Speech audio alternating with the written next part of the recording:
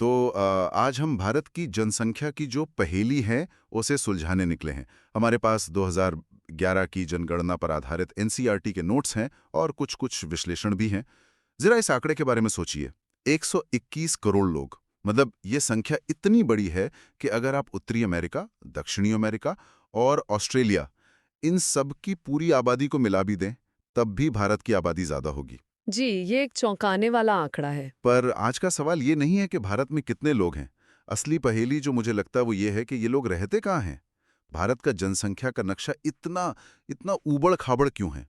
कहीं ज़मीन का एक छोटा-सा टुकड़ा लोगों से खचाखच भरा है, तो कहीं मीलों तक सन्नाटा है। चलिए आज इसी पहेली की परतों को ज़रा खोलते हैं। बिल्कुल।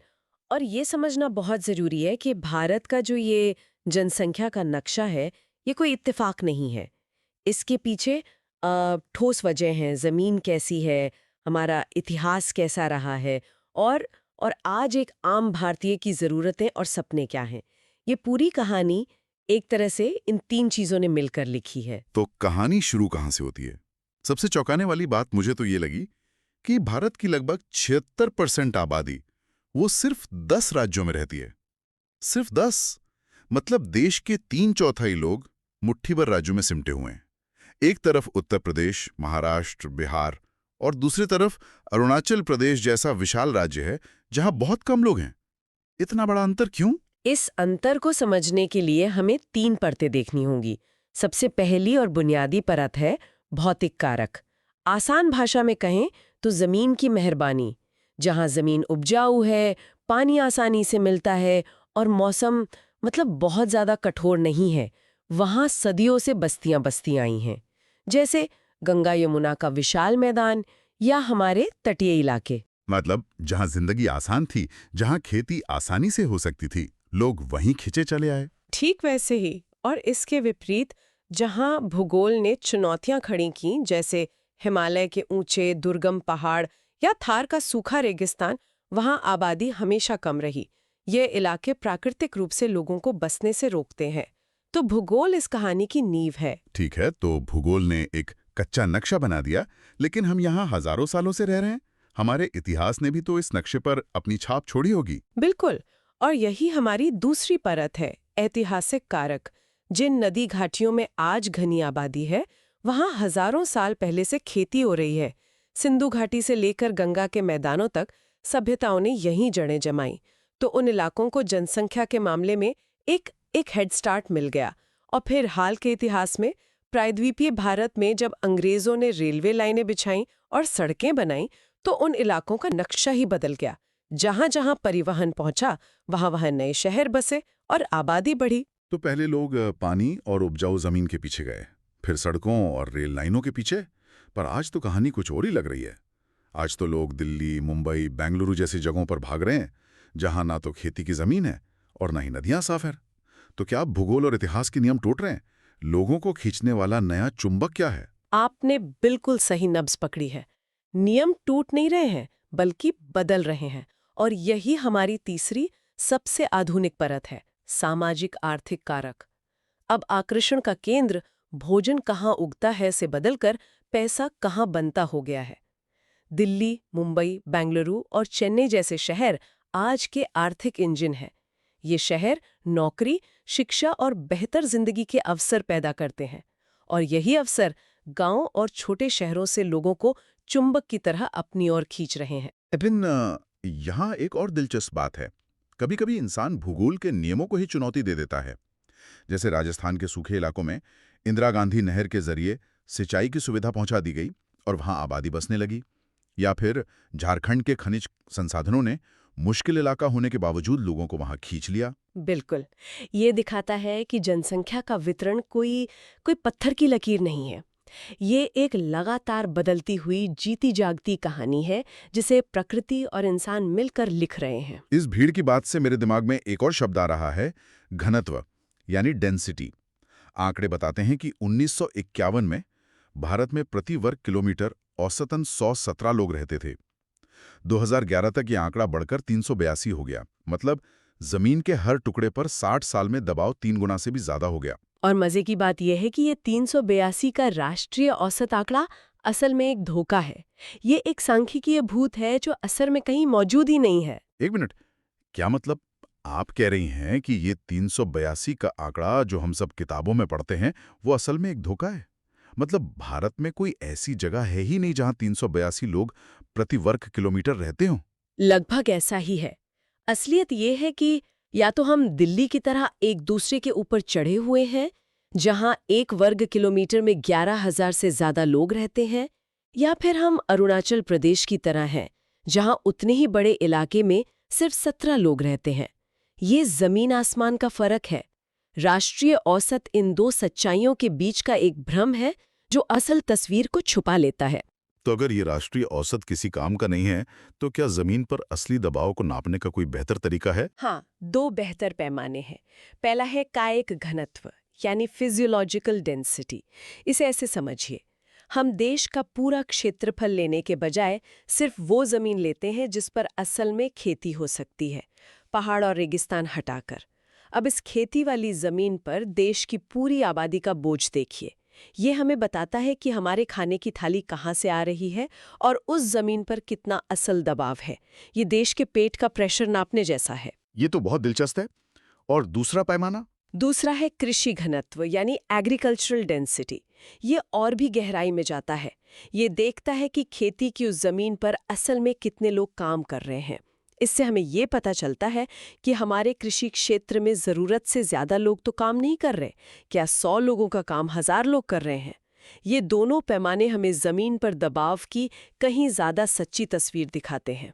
तो मतलब जमीन उतनी ही है, पर उस पर हमारी निर्भरता और दबाव बढ़ता जा रहा है। हम्म जाहिर है ये दबाव रातों रात तो नहीं बढ़ा होगा। हम्म इस कहानी में कब और कैसे का पहलू क्या है? हम 1.21 अरब तक पहुंचे कैसे? हमारे स्रोतों में भारत की जनसंख्या वृद्धि को 4 अलग-अलग चरणों में बांटा गया है, जैसे किसी नाटक के 4 अंक। बिल्कुल। पहला अंक या पहला चरण था 1901 से 1921 तक का। इसे ठहराव का दौर कह सकते हैं। इसे एक लीक होती बाल्टी की तरह समझिए। जन्म दर के रूप में पानी तो खूब भर रहा था, लेकिन खराब स्वास्थ्य सेवाओं और भुखमरी के कारण मृत्यु दर के रूप में पानी उतनी ही तेजी से बह भी रहा था। नतीजा, बाल्टी में पानी का स्तर लगभग स्थिर रहा, आबादी बढ़ ही नहीं पाई। फिर 1921 के बाद कुछ बदला, बाल्टी में पानी रुकना शुरू हुआ। हाँ, यहीं से दूसरा चरण शुरू होता है, 1921 से 1951 तक, जिसे स्थिर वृद्धि का दौर कहते हैं। इस दौरान देश में स्वच्छता और परिवहन में सुधार हुआ, जिससे महामारियों पर कुछ हद तक काबू पाया गया। मतलब हमने बाल्टी के कुछ छेदों को बंद करना शुरू कर दिया। मृत्यु दर कम हुई, लेकिन जन्म दर ऊंची बनी रही। नतीजा, बाल्टी में पानी का स्तर धीरे धीरे पर लगातार बढ़ने लगा। और अब फिर आया तीसरा चरण, आजादी के बाद का दौर, जिसे हमारे माता पिता की पीढ़ी ने जिया है, जनसंख्या विस्फोट। सही पकड़ा, 1951 से 1981 तक का युग। ये वो दौर था जब हम दो हमारे दो का नारा आने से पहले कई घरों में 5-6 बच्चे आम बात थी। ऐसा क्यों हुआ? क्योंकि आजादी के बाद विकास योजनाओं के चलते स्वास्थ्य सुविधाएं बहुत बेहतर हो गईं। मृत्यु दर तेजी से गिरी, मतलब बाल्टी के लगभग सारे छेद बंद हो गए, लेकिन ऊपर से जन्म दर का नल पूरी रफ्तार से खुला रहा। नतीजा हुआ एक जबरदस्त उछाल। औसत वार्षिक वृद्धि दर 2.2% तक पहुंच गई। तो फिर इस तेजी से भरती बाल्टी के नल को धीमा किसने किया? क्या यह सरकारी नीतियों का कमाल था? ये हमें चौथे चरण पर लाता है, 1981 के बाद। यहीं पर कहानी का सबसे दिलचस्प मोड़ आता है। ये धीमी होते वृद्धि का दौर है, और नल को धीमा करने का श्रेय सरकारी नारों से ज्यादा सामाजिक बदलाव को जाता है। जैसे जैसे शादी की औसत उम्र बढ़ी और सबसे जरूरी महिला शिक्षा में सुधार हुआ, जन्म दर अपने आप गिरने लगी। ये एक बहुत शक्तिशाली सबक है कि सामाजिक प्रगति ही सबसे कारगर गर्भ निरोधक है। जब समाज बदलता है तो आंकड़े भी बदल जाते हैं। ये तो बहुत गहरा बिंदु है।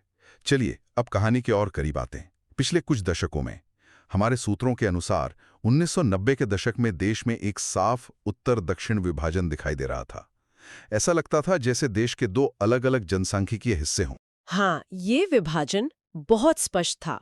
1991 से 2001 के दशक में ऐसा लग रहा था मानो भारत की दो अलग-अलग गाड़ियां चल रही हों। दक्षिण के राज्य केरल, कर्नाटक, तमिलनाडु, आंध्र प्रदेश अपनी गाड़ी की रफ्तार कम कर रहे थे। इन सब में विकास दर 20% से नीचे आ गई थी। केरल में तो ये देश में सबसे कम, सिर्फ 9.4% थी।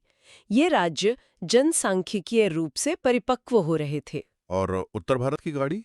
उत्तर और मध्य भारत के राज्यों की बेल्ट, गुजरात से लेकर पश्चिम बंगाल तक की गाड़ी अभी भी तेजी से दौड़ रही थी।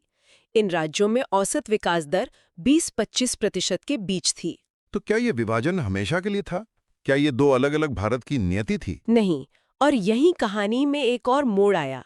2001 से 2011 के बीच एक नया राष्ट्रीय रुझान उभरा। लगभग हर किसी ने ब्रेक लगाना शुरू कर दिया। एक तरह का नेशनल कूलिंग का दौर आया। देश के 6 सबसे अधिक आबादी वाले राज्य उत्तर प्रदेश, महाराष्ट्र, बिहार, पश्चिम बंगाल, आंध्र प्रदेश और मध्य प्रदेश सभी ने अपनी विकास दर में गिरावट देखी। मतलब बड़े राज्यों ने भी रफ्तार कम कर दी। लेकिन क्या इसमें भी कोई अपवाद थे? हमेशा होते हैं, और यही दिखाता है कि जनसांख्यिकी कभी भी सीधी रेखा नहीं चलती। तमिलनाडु और पुडुचेरी में आश्चर्यजनक रूप से वृद्धि की गति पिछले दशक की तुलना में बढ़ गई। यह हमें याद दिलाता है कि जमीनी हकीकत हमेशा जटिल होती है। इन सारे आंकड़ों और रुझानों के पीछे इंसान है, और हमारे स्रोतों के अनुसार एक बहुत बड़ा हिस्सा युवाओं का है। 2011 में 10 से 19 वर्ष की आयु के किशोर देश की आबादी का लगभग 21% थे। यानी हर 5 में से एक भारतीय किशोर था। ये एक बहुत बड़ी संख्या है। और ये एक दोधारी तलवार है। एक तरफ इस युवा आबादी में देश को बदलने की अविश्वसनीय क्षमता है। ये हमारा जनसांख्यिकीय लाभांश या डेमोग्राफिक डिविडेंड है। लेकिन दूसरी तरफ अगर उन्हें सही समर्थन और अवसर ना मिले तो वे कई गंभीर जोखिमों का सामना करते हैं, जैसे कम उम्र में शादी, अशिक्षा, विशेषकर लड़कियों में कुपोषण और स्कूल छोड़ने की उच्च दर। तो हम ये कैसे सुनिश्चित करें कि ये यूथ बल्ज या युवा उभार देश के लिए एक अवसर बने, एक बोझ नहीं? क्या इसके लिए कोई रणनीति है? हाँ, सरकार इस चुनौती से वाकिफ है। 2014 में राष्ट्रीय युवा नीति और 2015 में कौशल विकास और उद्यमिता के लिए राष्ट्रीय नीति जैसी पहलें इसी दिशा में कदम है। इनका मुख्य उद्देश्य इस विशाल युवा ऊर्जा को देश की आर्थिक ज़रूरतों के साथ जोड़ना है। लक्ष्य ये है कि इन युवाओं के हाथों में सही हुनर हो ताकि वे देश के विकास में योगदान दे सकें और ये जनसांख्यिकी लाभांश देश के लिए एक संपत्ति साबित हो। तो आज की इस चर्चा से ये बिल्कुल साफ है कि भारत की जनसंख्या का नक्शा सिर्फ आंकड़ों का खेल नहीं है। भारत को, यानी 1.25 अरब से ज्यादा लोगों के इस देश को कोई कैसे समझ सकता है? हमारे पास जो स्रोत है वे 2011 की जनगणना के आंकड़ों के जरिए इस सवाल का जवाब देने की कोशिश करते हैं। आज हम इन आंकड़ों में उतरकर देखेंगे कि ये हमें भारत के बारे में क्या बताते हैं। मतलब लोग कहाँ रहते हैं, कौन सी भाषा बोलते हैं, उनका विश्वास क्या है और हाँ, वे अपना जीवन यापन कैसे करते हैं। ये एक बहुत बड़ा कैनवस है और ये आंकड़े ये उन ब्रश की तरह हैं जिनसे हम भारत की एक जटिल लेकिन उतनी ही दिलचस्प तस्वीर बना सकते हैं। बिल्कुल। तो चलिए इस जानकारी को परत दर परत खोलते हैं। सबसे पहली बात जो मुझे चौंकाती है वो ये कि तमाम आधुनिकीकरण के बावजूद भारत की लगभग 70% आबादी, मतलब 68.8%, आज भी गांवों में रहती है। हम अक्सर सुनते हैं कि भारत की आत्मा गांवों में बसती है, और ये आंकड़े तो सीधे सीधे इसी बात की पुष्टि करते हैं। हाँ, ये आंकड़ा आज भी भारत की सच्चाई है। लेकिन यहाँ एक और दिलचस्प बात है। गांव का मतलब हर जगह एक जैसा नहीं होता। अच्छा। हाँ, भूगोल ये तय करता है कि बस्तियां कैसी होंगी। जैसे उत्तर पूर्व के पहाड़ी राज्यों या पश्चिमी राजस्थान के रेगिस्तानी इलाकों में आपको 200 से भी कम लोगों की छोटी छोटी ढाणियां मिलेंगी। मतलब बहुत ही बिखरी हुई आबादी। बिल्कुल।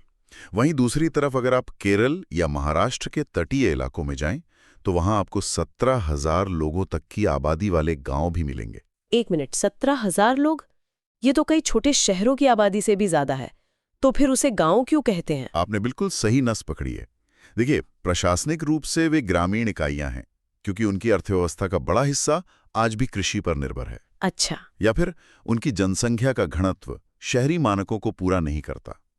लेकिन ये सच है कि ये जनगणना शहर या सेंसस टाउन्स जैसी अवधारणा को जन्म देते हैं। जो हैं तो गांव, पर उनमें शहरों वाली कई विशेषताएं हैं। सही कहा। ये भारत के बदलाव की एक बहुत ही अनोखी कहानी है। और इसी बदलाव का दूसरा पहलू है शहरों का जबरदस्त खिंचाव। शहरी आबादी, जो करीब 31% है, वो ग्रामीण आबादी की तुलना में कहीं ज्यादा तेजी से बढ़ रही है। हाँ, और इसके पीछे मुख्य रूप से 3 पुल फैक्टर्स हैं, मतलब खिंचाव के कारण हैं। पहला और सबसे बड़ा है आर्थिक विकास, मतलब नौकरी और व्यापार के बेहतर अवसर। दूसरा, बेहतर स्वास्थ्य सुविधाएं। और तीसरा, बेहतर साफ सफाई और जीवन स्तर की उम्मीद। ये जो प्रवासन है, ये धीरे धीरे भारत के डेमोग्राफिक नक्शे को नया आकार दे रहा है। तो क्या इस शहरीकरण का कोई पैटर्न है, या ये बस जहां तहां बेतरतीब ढंग से हो रहा है? नहीं, इसका एक बहुत ही स्पष्ट पैटर्न है। शहरीकरण अक्सर कनेक्शन की लाइनों के साथ होता है, मतलब मुख्य सड़कों, रेलवे लाइनों और औद्योगिक गलियारों के आसपास। अच्छा, जैसे कि मुंबई पुणे कॉरिडोर? बिल्कुल। या उत्तर भारत के मैदानी इलाके, या फिर दक्षिण में बेंगलुरु, चेन्नई जैसे औद्योगिक क्षेत्र। नक्शे पर ये शहरी केंद्र मोतियों की माला की तरह एक लाइन में जुड़े हुए दिखते हैं। ये तो बहुत दिलचस्प बात है। तो क्या इसका मतलब ये है कि सरकार की नीतियां, जैसे कहा हाईवे बनाना है, ये अनजाने में तय कर देती हैं कि भारत का कौन सा हिस्सा अमीर बनेगा? एक तरह से हाँ, इंफ्रास्ट्रक्चर विकास का चुंबक बन जाता है। जहां सड़कें और रेल हैं, वहां उद्योग आते हैं, और जहां उद्योग आते हैं, वहां शहर बसते हैं। इसीलिए दूर दराज के इलाके जैसे उत्तर पूर्व का पहाड़ी इलाका कम शहरीकृत हैं। तो ये साफ है कि भूगोल तय करता है कि बस्तियां कैसी होंगी, शहरीकरण कहाँ होगा। लेकिन क्या भूगोल सिर्फ हमारे रहने के तरीके को ही नहीं, बल्कि हमारे बोलने के तरीके को भी तय करता है? भारत का भाषाई नक्शा तो कुछ ऐसी ही कहानी कहता है। बिल्कुल। जॉर्ज ग्रियर्सन का जो लिंग्विस्टिक सर्वे ऑफ इंडिया था, उसके अनुसार भारत में 179 भाषाएं और लगभग 544 बोलियां हैं। ये एक भाषाई ब्रह्मांड है। लेकिन जो बात इसे समझने लायक बनाती है, वो ये है कि इन सभी भाषाओं को 4 मुख्य भाषाई परिवारों में बांटा जा सकता है। मतलब ये एक ही पेड़ की 4 बड़ी शाखाओं की तरह है। बहुत अच्छा उदाहरण है। सबसे बड़ी शाखा है इंडो यूरोपियन, जिसे आर्यन परिवार भी कहते हैं। जी। देश की लगभग 73% आबादी इसी परिवार की कोई न कोई भाषा बोलती है, जैसे हिंदी, बंगाली, मराठी, पंजाबी। और दूसरी सबसे बड़ी शाखा? वो है द्रविड़ परिवार, जिसे लगभग 20% लोग बोलते हैं। इसमें दक्षिण भारत की प्रमुख भाषाएं आती हैं, तमिल, तेलुगु, कन्नड़ और मलयालम। और बाकी 2 छोटी शाखाएं? वो है ऑस्ट्रिक और चीन तिब्बती। इन्हें क्रमशः 1.38% और 0.85% लोग बोलते हैं। ऑस्ट्रिक भाषाएं आपको मध्य भारत के आदिवासी क्षेत्रों में मिलेंगी, और चीन तिब्बती भाषाएं हिमालयी और उत्तर पूर्वी क्षेत्रों में। इस नजरिए से देखें तो ये आंकड़े सिर्फ नंबर नहीं रह जाते हैं, ये भारत के हजारों साल के इतिहास और प्रवास की कहानी बन जाते हैं। आपने बिल्कुल सही कहा। ये पैटर्न बहुत स्पष्ट है। उत्तर और मध्य भारत में इंडो यूरोपियन, दक्षिण में द्रविड़, उत्तर पूर्व में चीन तिब्बती। ये भारत की ऐतिहासिक प्रवास लहरों और संस्कृतियों के मेलजोल का एक जीवंत सबूत है। तो हमने देखा कि हम कहाँ रहते हैं और क्या बोलते हैं। अब हम तीसरे और शायद सबसे प्रभावशाली पहलू पर आते हैं, धर्म। इसे अक्सर भारत के सांस्कृतिक और राजनीतिक जीवन को आकार देने वाली सबसे प्रमुख शक्तियों में से एक माना जाता है। हाँ, और आंकड़े इस प्रभाव को दर्शाते हैं। 2011 की जनगणना के अनुसार हिंदू आबादी बहुमत में है, 79.8%। लेकिन यहाँ ध्यान देने वाली बात यह है कि यह बहुमत पूरे देश में एक समान नहीं है।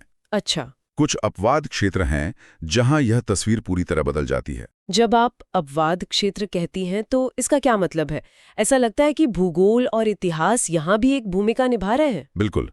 ये क्षेत्र मुख्य रूप से भारत की सीमाओं पर हैं, जैसे भारत बांग्लादेश और भारत पाकिस्तान सीमा से लगे जिले, पूरा जम्मू कश्मीर और उत्तर पूर्व के कुछ पहाड़ी राज्य।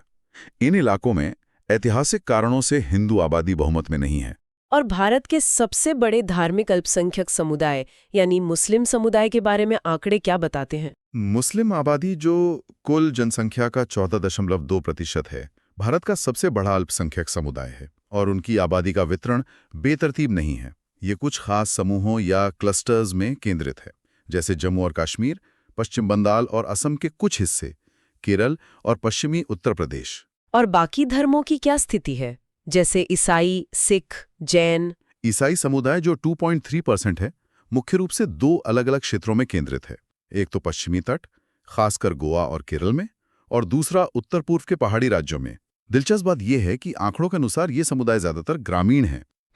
सिख समुदाय 1.7% की आबादी का घनत्व पंजाब, हरियाणा और दिल्ली में बहुत ज्यादा है, जबकि जैन 0.4% और बौद्ध 0.7% जैसे समुदाय बहुत छोटे हैं और कुछ विशेष शहरी क्षेत्रों या ऐतिहासिक पॉकेट्स में ही केंद्रित हैं। तो अब तक की तस्वीर ये है कि भारत निवास, भाषा और धर्म का एक जटिल मोज़ेक है। अब बात करते हैं कि ये आबादी करती क्या है, यानी अर्थव्यवस्था की। और यहाँ एक आंकड़ा मुझे बहुत चौंकाता है। भारत की आबादी का लगभग 60% हिस्सा गैर कामकाजी है। हाँ, मतलब एक बहुत बड़ी निर्भर आबादी। हाँ, ये आंकड़ा पहली नजर में चौंकाता है। केवल 39.8% लोग ही कामकाजी की श्रेणी में आते हैं। यहाँ गैर कामकाजी में मुख्य रूप से छात्र, गृहणियां, रिटायर्ड लोग शामिल हैं। लेकिन फिर भी यह एक उच्च निर्भरता अनुपात की ओर इशारा करता है। और इन कामकाजी लोगों में भी तो श्रेणियां हैं ना? बिल्कुल, इन्हें दो हिस्सों में समझना जरूरी है। एक है मुख्य कामगार, जो साल में 6 महीने से ज्यादा काम करते हैं, और दूसरे हैं सीमांत कामगार, जिन्हें साल में 6 महीने से कम काम मिलता है। ये जो कामगारों का केवल 40% के आसपास का अनुपात है, ये इस बात का संकेत है कि देश में या तो बड़ी संख्या में लोग बेरोजगार हैं या फिर उन्हें अल्प रोजगार मिला है। ठीक है, लेकिन यहाँ एक बात मेरी समझ में नहीं आ रही। आंकड़े दिखाते हैं कि कम आर्थिक विकास वाले राज्यों में अक्सर काम में भागीदारी दर ज्यादा होती है। ये तो उल्टा लग रहा है। ज्यादा विकसित जगह पे तो ज्यादा काम होना चाहिए, है ना? ये एक बहुत ही महत्वपूर्ण सवाल है। देखिए, ऐसा इसलिए है क्योंकि कम विकसित क्षेत्रों में अर्थव्यवस्था ज्यादातर जीवन निर्वाह पर आधारित होती है। वहां खेती या छोटे-मोटे कामों में बहुत ज्यादा शारीरिक श्रम की जरूरत होती है, जिसमें परिवार के सभी लोगों को हाथ बटाना पड़ता है। अच्छा, तो मतलब ज्यादा लोगों का काम करना जरूरी नहीं कि ज्यादा विकास का संकेत हो? सही। जबकि ज्यादा विकसित क्षेत्रों में, जैसे दिल्ली या गोवा, मशीनें और तकनीक ज्यादा काम करती हैं। वहां काम ज्यादा औपचारिक होता है और हो सकता है कि परिवार का एक सदस्य इतना कमा ले कि बाकियों को काम करने की जरूरत ना पड़े। समझ गए।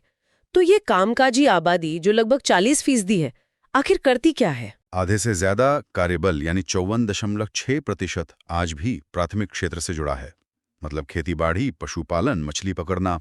और उद्योग? द्वितीय क्षेत्र यानी उद्योग और मैन्युफैक्चरिंग में सिर्फ 3.8% लोग हैं। सिर्फ 3.8%? ये तो बहुत ही कम है। हाँ, ये एक बड़ी चिंता का विषय है।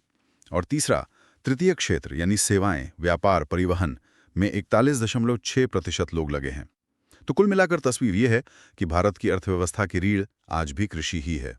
लेकिन क्या अर्थव्यवस्था बदल रही है? क्या लोग खेती से दूसरे कामों की ओर जा रहे हैं? हाँ, ये बदलाव हो रहा है। अर्थशास्त्री इसे सेक्टोरल शिफ्ट कहते हैं। 2001 से 2011 के बीच कृषि क्षेत्र में कार्यबल का हिस्सा 58.2% से घटकर 54.6% हो गया है।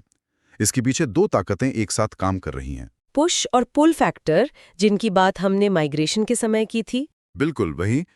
एक है शहरों और उद्योगों का खिंचाव, जो मजदूरों को आकर्षित करता है, और दूसरा है खेती की जमीन पर बढ़ता दबाव और घटते मुनाफे का धक्का। जैसे जैसे परिवार बढ़ते हैं, जमीन बढ़ती जाती है और तब लोगों के पास खेती छोड़कर दूसरे काम खोजने के अलावा कोई चारा नहीं बचता। तो इसका मतलब पूरा भारत एक साथ एक ही गति से बदल रहा है?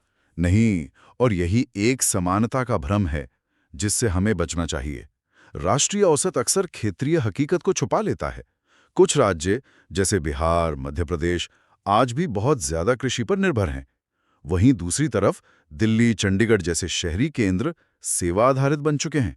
तो आप कह सकते हैं कि एक सॉफ्टवेयर इंजीनियर बेंगलुरु में और एक किसान बिहार में दो अलग-अलग आर्थिक भारत में जी रहे हैं। इस पूरी आर्थिक तस्वीर में इस बदलाव में महिलाओं की क्या स्थिति है? यह एक बहुत ही गंभीर और महत्वपूर्ण पहलू है।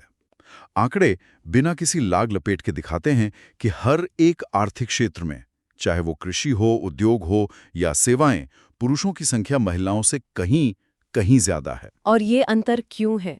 देखिए, ये अंतर प्रकृति या जैविक भिन्नता का परिणाम नहीं है। ये एक सामाजिक संरचना है। मतलब समाज ने कुछ भूमिकाएं पुरुषों के लिए रखी और कुछ महिलाओं के लिए। जब हम कहते हैं कि कुछ काम महिलाओं के लिए नहीं है या उन्हें शिक्षा और अवसरों तक बराबर पहुंच नहीं देते, तो हम इस खाई को और गहरा करते हैं। तो ये सिर्फ एक सामाजिक न्याय का मुद्दा नहीं है, बल्कि एक आर्थिक मुद्दा भी है। हम अपनी आधी आबादी की क्षमता का पूरा इस्तेमाल ही नहीं कर रहे। आपने एकदम सही कहा। यूएनडीपी की 1995 की एक रिपोर्ट का बहुत प्रसिद्ध कथन है, if development is not engendered, it is endangered. इसका सीधा सा मतलब है कि अगर विकास में लैंगिक समानता को शामिल नहीं किया गया तो विकास खुद खतरे में पड़ जाता है। आधी आबादी को बाहर रखना किसी भी समाज के विकास के लिए एक गंभीर बाधा है। क्या इस दिशा में कुछ सकारात्मक संकेत भी हैं? हाँ, कुछ उम्मीद की किरणें हैं। सरकार की बेटी बचाओ बेटी पढ़ाओ जैसी पहल इस समस्या की राष्ट्रीय स्वीकृति को दर्शाती है। और आंकड़ों में एक सकारात्मक संकेत यह भी है कि गैर कृषि क्षेत्रों में महिलाओं की भागीदारी धीरे धीरे ही सही पर बढ़ रही है। यह सही दिशा में एक कदम है। तो आज की इस गहरी पड़ताल से हमने 3 मुख्य बातें समझी। पहला, भारत एक ऐसा राष्ट्र है जिसकी जड़ें ग्रामीण जीवन में बहुत गहरी हैं, लेकिन जो तेजी से और असमान रूप से शहरीकरण कर रहा है। दूसरा, ये भाषा और धर्म का एक ऐसा मोज़ेक है जिसके स्पष्ट भौगोलिक पैटर्न हैं। और तीसरा, ये एक ऐसी अर्थव्यवस्था है जो आज भी कृषि पर बहुत अधिक निर्भर है, जो एक धीमे और असमान परिवर्तन के दौर से गुजर रही है, और जहां लैंगिक समानता एक बहुत बड़ी चुनौती और एक उतना ही बड़ा अवसर भी है। बिल्कुल। और यहाँ एक सोचने वाली बात यह भी है कि ये सभी आंकड़े 2011 के हैं। आज जब हम एक दशक से ज्यादा आगे आ चुके हैं, तो ये सवाल जरूर उठता है कि इस बीच तेज शहरीकरण और तकनीकी बदलाव ने इन क्षेत्रों को आज कैसे बदल दिया होगा। और जब करोड़ों और लोग, विशेषकर महिलाएं, आने वाले दशक में गैर कृषि कार्यबल में शामिल होने की कोशिश करेंगी, तो इससे हमारे समाज पर क्या नए तनाव या क्या नए अवसर पैदा हो सकते हैं। ये सवाल भविष्य के भारत की दिशा तय करेगा।